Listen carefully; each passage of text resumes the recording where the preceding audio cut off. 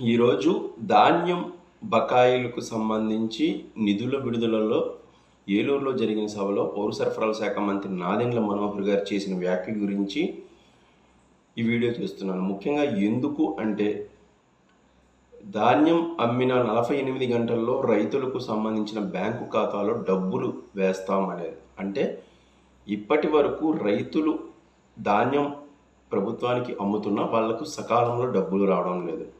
ఎప్పుడు వస్తాయో తెలియదు, అసలు వస్తాయో రావో కూడా తెలియని పరిస్థితి.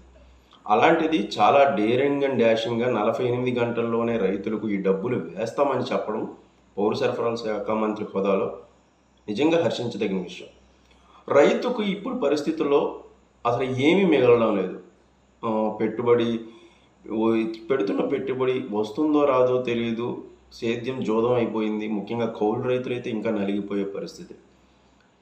అందరూ టెక్నాలజీ లేకపోతే ఇంకోటి అంటే తినడానికి అసలు ఎవరు ఇన్ ఫ్యూచర్లో ఎవరు పండిస్తారు పంట అనే పరిస్థితి కూడా రాబోతుందేమో అని భయం వస్తుంది.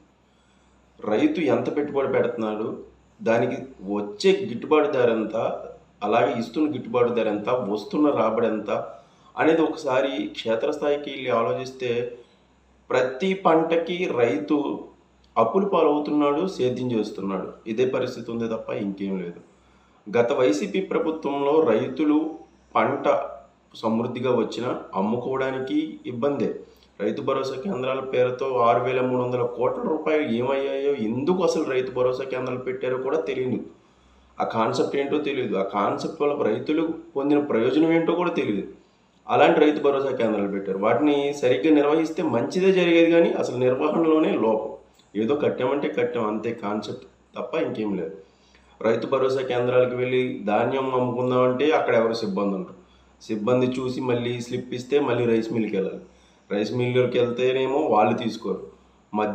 దళారీల దగ్గరికి వెళ్తేనేమో ఇష్టం వచ్చిన ధర ఇస్తారు.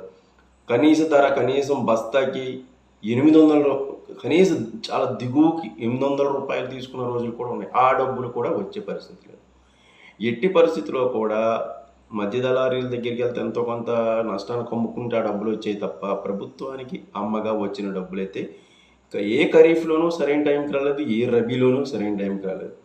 ఇప్పటికి కూడా 16,000 కోట్ల రూపాయలు రైతులకు పెండింగ్ ఉండిపోయినాయి. ₹1 కాదు, ₹2 కాదు, 16,000 కోట్ల రూపాయల ధాన్యాన్ని ప్రభుత్వం ప్రొక్యూర్ చేసి దానికి సంబంధించిన డబ్బులు వేయలేకపోయింది. మరోవైపు పౌర సరఫరాల శాఖ ఆధ్వర్యంలో పౌర సరఫరాల కార్పొరేషన్ను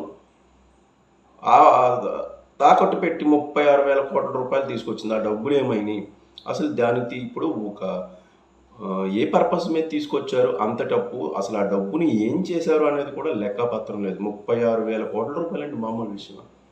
అసలు ఆ డబ్బు ఏం చేశారు, ఎటు మళ్ళించారు, దేనికి ఖర్చు పెట్టారు, ఒకవేళ బటన్లను నొక్కితే ఆ బటన్లను నొక్కిన డబ్బు సరిగ్గా జమ అయిందా, ఈ అప్పు డబ్బులు ఎవరు కడతారనేది కూడా సందేహాస్పదమే.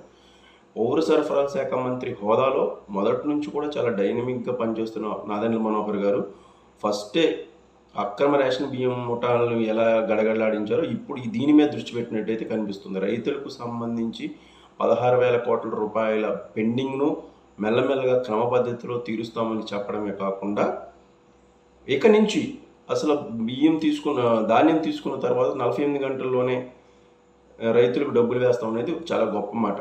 ముఖ్యంగా రైతులు పెట్టుబడిని తీసుకొచ్చి ధాన్యం అయిపోగానే ఏ పెట్టుబడిని అప్పులుగా తీసుకొస్తారు. ఆల్మోస్ట్ రైతులంతా కూడా పెట్టుబడి ఎకరం ఉంటే ఆల్మోస్ట్ చిన్న కమతాలు చేసుకునే వాళ్ళు ఎక్కువ అండి ఆంధ్రాలో. కౌలు రైతులు ఎక్కువ. కౌలు రైతులు చిన్నగా ఎకరం లేకపోతే 2 ఎకరాలు అలా చేసుకునే వాళ్ళు లెక్క. ఈ ఎకరానికి ఒక 30,000 ఖర్చు అయితే దానికి సంబంధించి 60,000 70,000 తీసుకొచ్చుకొని ఈ ధాన్యం అమ్మగానే వాళ్ళకి ఇచ్చేవాళ్ళు. ఎంతో కొంత మిగిలేది. ఒక పంటకు వచ్చి 2 పంటలు వేసే ప్రాంతం కొంత ఉంది, 3 పంటలు వేసే ప్రాంతం చాలా తక్కువ స్పేస్లో ఉంది. సో 2 పంటలు వేయగా ఆ వచ్చిన డబ్బుని 6 నెలలకి అనుకోండి, లేకపోతే 3 నెలలకి, లేకపోతే 4 నెలలకి కొన్ని చోట్ల పంట వచ్చే పరిస్థితి ఉంది. అప్పుడు అప్పుని ఎంతో కొంత వడ్డీకి తీసుకొచ్చి ఇచ్చేవాళ్ళు, వెంటనే ధాన్యం డబ్బులు రాగానే. ఇప్పుడు ధాన్యం డబ్బులు లేట్ అయిపోవడం వల్ల ఏం చేస్తున్నారంటే పెద్ద వడ్డీదారులు కానీ, అలాగే గ్రామాల్లో ఎక్కువగా ఇచ్చే కొంచెం రిచెస్ట్ పర్సన్స్ కానీ వాళ్ళని వేధించడం మొదలు పెడుతున్నారు. రైతుకి వడ్డీ మీద చక్రవడ్డీ అలా వేస్తూ వాళ్ళని వేధించడం, అలా వచ్చిన డబ్బులు మొత్తం వాళ్ళే తీసుకునే పరిస్థితులు అయితే కనిపిస్తున్నాయి. ఎప్పుడు డబ్బులు వస్తాయో తెలియదు. వచ్చిన డబ్బులు మొత్తం వడ్డీలకే సరిపోయే పరిస్థితి.